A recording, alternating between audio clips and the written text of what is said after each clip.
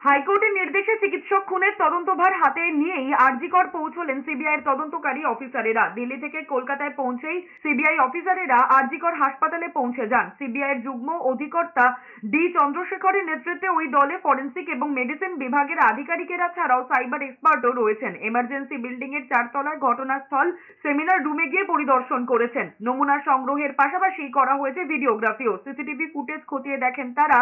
শুধু ঘটনার দিনের নয়, ঘটনার আগের দিনেরও সিসিটিভি ফুটেজ খতিয়ে দেখেছেন তারা।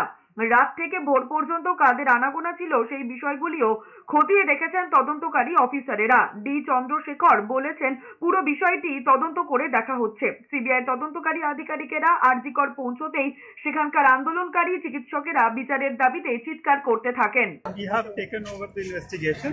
First allow us to see the sir, क्या फोरेंसिक टीम भी है आपके साथ? yes, we are. अभी CFSL medical has come team- from medical Delhi. team है? Medical team, everything has come from Delhi. We are here.